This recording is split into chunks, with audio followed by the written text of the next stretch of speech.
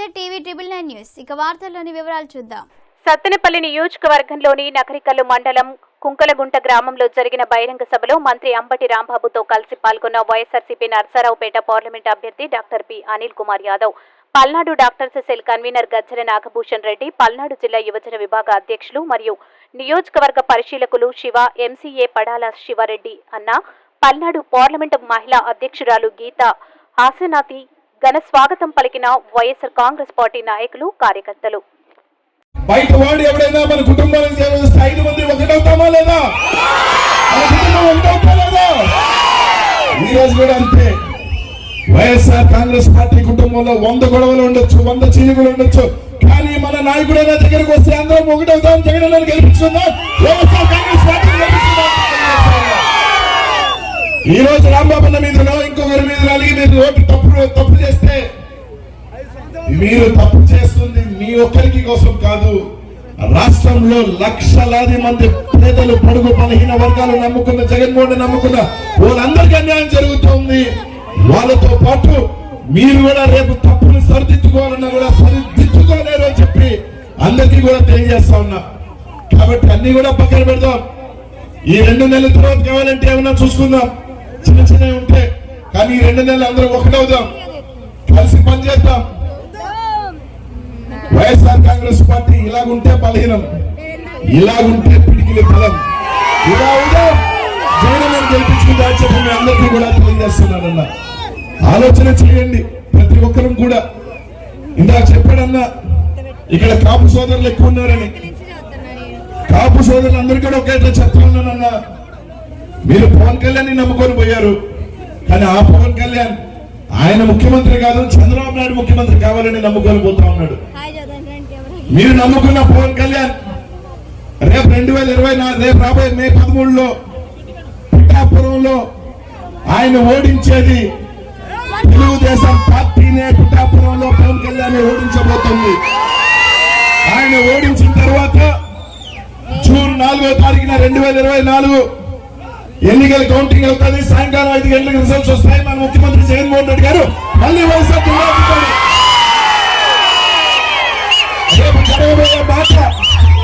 రేపు జరగబోయే మాట మళ్ళీ చెప్తా ఉన్నా. చంద్రబాబు నాయుడు గారు 5 6 మీడియా ముందుకు వస్తాడు. వచ్చి చెప్పబోయే మాట ఏంటంటే, ఈ పవన్ కళ్యాణ్ ఆ బీజేపీ నా కొంప ముంచినాయి, వీళ్ళు లేకపోయి ఉంటే నేను గెలిచేవాడిని, ఆ పిఠాపురంలో పవన్ కళ్యాణ్ ఓడిపోయాడు, నమ్ముకొని నేను పోయాను అని చెప్పబోయే మాట అక్షర సత్యం.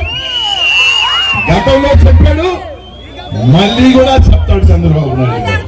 కాబట్టి ఆలోచన చేయండి అని మాత్రం. రేపు 2024 తర్వాత పవన్ కళ్యాణ్ ఖచ్చితంగా రేపు జరగబోయేది ఏంటంటే, హోల్సేల్ పార్టీని తీసుకువెళ్ళి ఆ బీజేపీలో కలపబోతా ఉన్నాడు. మళ్ళీ మోసపోవద్దని చెప్పి ఈ రోజు ఎంతో కొంత కాపులకి, సోదరులకి కాపు నేస్తామని ఈ రోజు అనేక మంది అమ్మఒడి అని ఈ రోజు మంచి కార్యక్రమాలు చేస్తున్న జగనానికి అండగా ఉండమని మాత్రం మిమ్మల్ని అందరినీ కూడా, ప్రతి ఒక్కరిని కూడా కోరుతా ఉన్నా, సాయం చేయండి. ఒక్కసారి మీరు ఆలోచన చేయండి. 2024 తర్వాత తప్పుగా జరిగితే ఆ తెలుగుదేశం పార్టీ వాళ్ళకి కూడా అమ్మఒడి ఉండదు, చేయుత ఉండదు. మీరు కూడా పెన్షన్లో ఎండలో నిలబడి గంటలు నిలబడి పెన్షన్ తీసుకోవాల్సిన పరిస్థితి వస్తుంది. కాబట్టి ఆలోచన చేసి మీరు కూడా జగనానికి సాయం చేయమని మాత్రం ప్రతి ఒక్కరిని కూడా అడుగుతా ఉన్నానమ్మా. అలాగే నేను నెల్లూరు జిల్లా గారి 2 సార్లు ఎమ్మెల్యే గెలిచాను. నేను ఇంతటి వాడడానికి కారణం జగనన్న ఆశీస్సులతోనే. అక్కడ నేను ఉంటే నేను మళ్ళీ ఎమ్మెల్యే వెళ్ళేవాడిని, ఆ భగవంతుడి ఆశీస్సులతో మళ్ళీ మంత్రి కూడా అయ్యేవాడిని. కానీ జగన్మోహన్ రెడ్డి గారు నన్ను, నువ్వు అక్కడ కాదు నర్సరావుపేటలో ఒక బీసీ పోటీ చేయాలి, నువ్వైతే బాగుంటుందని చెప్పి శాసనసభ్యులు కూడా కొంతమంది అడుగుతా ఉన్నారు, నువ్వు పోటీ చేయని చెప్పడం కూడా జరిగింది. నేను కూడా అడిగా, నేను అక్కడైతే ఎందుకు ఎమ్మెల్యేగా ఉంటా, అసెంబ్లీలో నీతో కలిసి ఉంటాను, కానీ నన్ను ఎందుకు పార్లమెంట్ పంపిస్తున్నావు నన్ను కూడా అన్నా. లేదు నువ్వు పో, నేను చెప్తున్నానని చెప్పడం కూడా జరిగింది. ఇక్కడికి రావడం జరిగిందన్న. కేవలం మా నాయకుడు ఒక మాట చెప్తే గీత దాటని వ్యక్తిగా ఈ రోజు అనిల్ కుమార్ యాదవ్ మీ ముందుకు వచ్చాడు. ఈ రోజు నేను ఒక బీసీ బిడ్డని. నెల్లూరు జిల్లా అంటే మీ అందరికీ తెలుసు. ఆ నెల్లూరు జిల్లాలో 2 సార్లు ఎమ్మెల్యేగా బీసీగా ఎవరు గెలవలే ఇప్పటిదాకా. అనిల్ కుమార్ యాదవ్ ఒక్కడే జగన్మోహన్ రెడ్డి గారు ఆశీస్సులతో గెలిచారు. స్వతంత్రం వచ్చిన తర్వాత ఎవరు కూడా ఒకసారి బీసీ మంత్రి అవ్వలా. జగన్మోహన్ రెడ్డి గారి ఆశీస్సులతో నేను అక్కడ మంత్రి అయ్యా. ఆ జగన్ ఆశీస్సులతో, మా నెల్లూరు జిల్లా ప్రజల ఆశీస్సులతో అక్కడ అనిల్ కుమార్ యాదవ్ 50 సంవత్సరాల తర్వాత అయినా ఇక్కడ ఎవరుగా మొట్టమొదటి బీసీ మంత్రి అయ్యాడంటే అది అనిల్ కుమార్ యాదవ్ అనే ఒక చిన్న చరిత్ర నాకు. ఈ రోజు మీ అందరూ పల్నాడు ప్రజలు మీ అందరూ దీవిస్తే, మీ అందరూ ఆశీర్వదిస్తే, జగన్ ఆశీస్సులతో, మీ అందరి ఆశీస్సులతో పల్నాడులో కూడా స్వతంత్రం వచ్చిన తర్వాత మొట్టమొదటి బీసీ ఎంపీ ఎవరు అంటే అనిల్ కుమార్ యాదవ్ అనే చరిత్ర మీ ద్వారా రాయొచ్చు. జగనన్న నమ్మికడికి పంపించాడు నన్ను.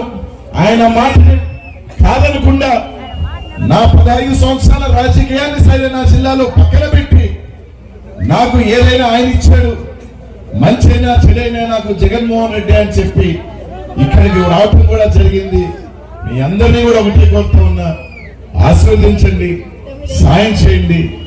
తప్పకుండా నెల్లూరు జిల్లాలో ఏ విధంగా నేను పెరిగాను, మీ ప్రాంతంలో కూడా మీ బిడ్డగా ఈ ప్రాంతం వాసిగానే పెరుగుతాను, మీకు అండదండగా ఉంటానని చెప్పి అందరికీ కూడా తెలియజేస్తాను. ఒకటైతే చెప్పగలుగుతా, నేను కూడా పార్టీలు మారి వెతికితే నాకు కూడా అన్ని పార్టీ టికెట్లు ఇస్తాయి. ఒకవేళ రేపు మళ్ళీ అక్కడ లేదు నీకు తూచి ఇక్కడికి పొమ్మంటే ఇంకో పార్టీ కూడా మారుతామా అంట. లేదు, నమ్మేది ఒక్కడనే, అది తల వరకు కూడా అలాగే పెరిగాం. ఆశీస్సులతోనే మిమ్మల్ని అందరినీ కూడా అడుగుతా ఉన్నా, మీ అందరూ సాయం చేయమని ప్రతి ఒక్కరిని కూడా కోరుకుంటూ రేపు రాబోయే